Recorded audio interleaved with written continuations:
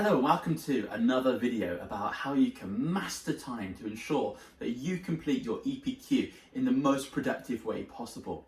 Now, if you've seen my video about the top 10 tips for mastering time management in the EPQ process, you will have heard that I mentioned something called the ORP Model.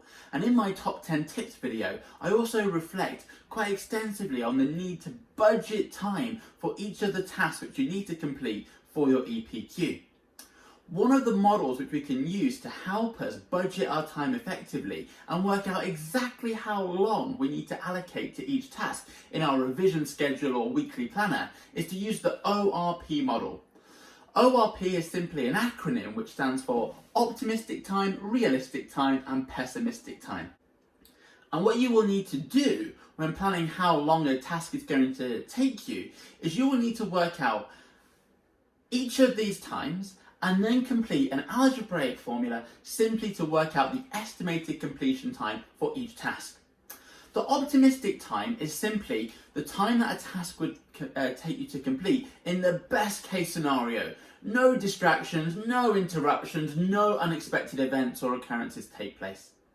The realistic time is the time that you expect the project or the task to actually take you. So you think this is the most likely outcome. Optimistic is best case scenario, realistic is most probable, but the pessimistic time is the amount of time that the task would take you to complete in the worst case scenario. Imagine a whole host of disruptions and distractions getting in your way and stopping you from actually completing the task at hand.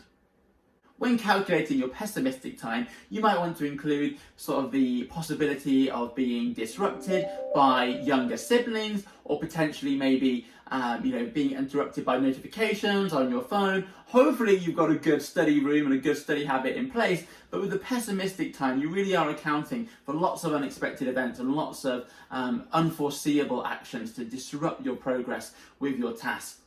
So let's imagine that you are going to do a mind map to help you with refining your ideas for your EPQ. You want to know exactly how long this will take you and how long you need to budget in your planner or your weekly schedule to complete this task. The first thing you're going to do is think about how long will a mind map take me if I have the ideal conditions, I'm uninterrupted and there are no distractions. Let's say that the best possible time and the quickest you can complete this EPQ in the ideal situation is 60 minutes. What we're going to do is make a note that our optimistic completion time for the mind map and the planning process is 60 minutes. And we make a note of that. 60 minutes. So let's then think about the reality. Let's think about the real situation. Let's remember we've got younger siblings in the house. Let's remember that, parents are around and might ask us to do a chore or two and disrupt our progress. Let's think about those distractions and potentially forecast that they're going to add another half an hour to the process if they did occur. So the most realistic time is going to be 90 minutes.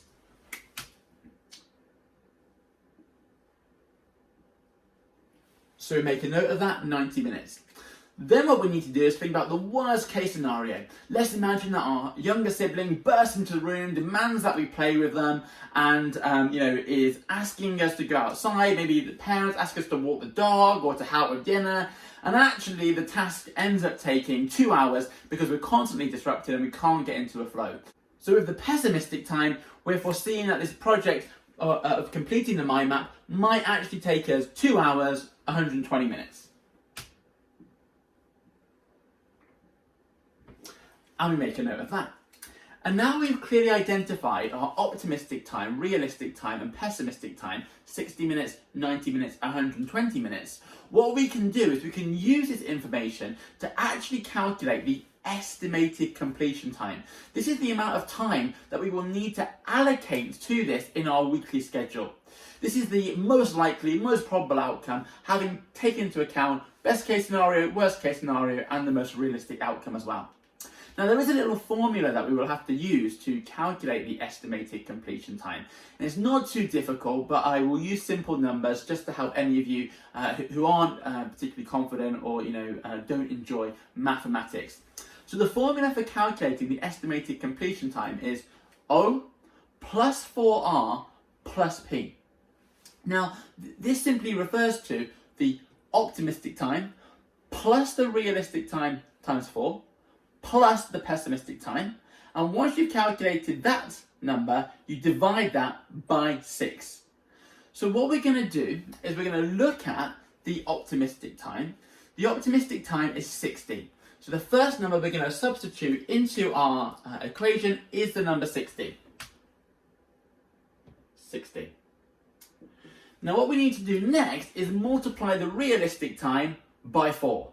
So our most realistic time is 90 minutes. We're going to multiply that by 4, and that's going to be 360 minutes.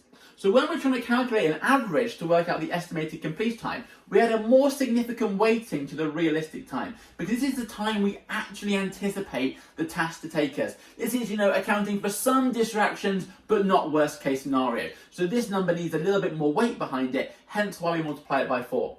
So if we add 60 to 360, and then we need to add the pessimistic time, which is 120 minutes.